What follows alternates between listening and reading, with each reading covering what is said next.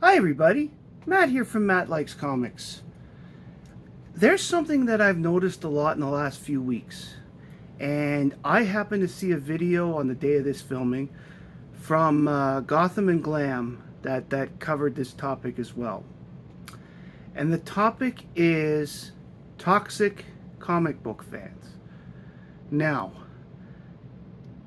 I don't want to speak for what I've seen in person so much as I want to speak on what's online in terms of the toxic stuff.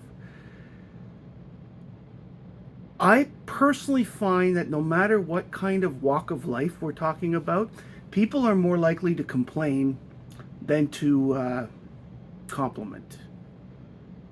For example, you complain about your job. You're not often going to say, oh, I love my job, I did this today. I mean, unless you have one of those fun magazine jobs that all the girls in the Hallmark movies seem to have, or a job in comic books, for example. Most people I know look at don't like their jobs very much, and they complain about it. And online, there's not too many people that praise a government, for example. They complain about it. The numbers of that may be actually a small percentage of the population. And that's what I like to think about. People who have watched my videos know that I'm a very big lover of comics and supporter of comics. And honestly, I might criticize an individual book, or a particular artist may not appeal to me. I am not going to slam them. It's just something didn't work for me for that particular book. And I will mention it, and I will try to do so in a way that is not negative.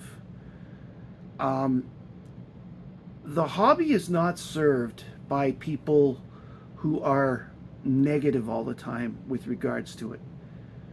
If your first response every time is, I don't like this, don't buy it. If your response is, I love this, buy it all. I seem a little wishy-washy, and I get it.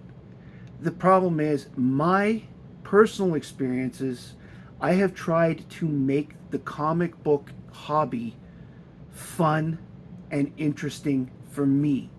Otherwise, why would I be doing this? Certainly not to go online and go, oh, I hate this. Certainly, and people have to learn. There's one thing that I find. Yes, movies and TV shows take elements of books and change them, because what they want to do isn't what's written on the page may not necessarily be easy to do on the screen. Or, as the case with Tom Bombadil in the Lord of the Rings movies, unnecessary to make the story. What one has to remember is that when it comes to changing the media that you use, there's always a chance for that person is going to do what I call creative interpretations and put their own little stamp on it. How many people, for example, cover a music song and do it exactly as it was recorded by the original artist? That's not possible, because you cannot produce the same piece of music twice. Whether or not you realize it, the exact length of the note you've done it may be off by 0.00 to the 10 minus 6 seconds, but it's still not the same piece of music you played before. I just bring it like that as an example of why, people need to lighten up a little bit. Okay? If you're not having fun, get out of the hobby. Okay? We do not need people gatekeeping by being negative so that our hobby dies. I love comic books. Period. I buy them because I love them. I read them because I love them. The reading of the comics is what makes me happy. If you are in it mostly for the investment, well, that's okay too. And I can understand why an investment person would get a little upset if things that come out aren't exactly the same as in the books. For example, a female taskmaster. I personally have no problems necessarily per se with race and gender changes as long as the story is good. So if I don't like it, I just don't watch it. I don't need to go online and complain about it. I actually really liked Lawrence Fishburne as Perry White, as an example of one that worked. Perry White as a character, it doesn't matter what he is as long as he feels real. And that's what it did, okay?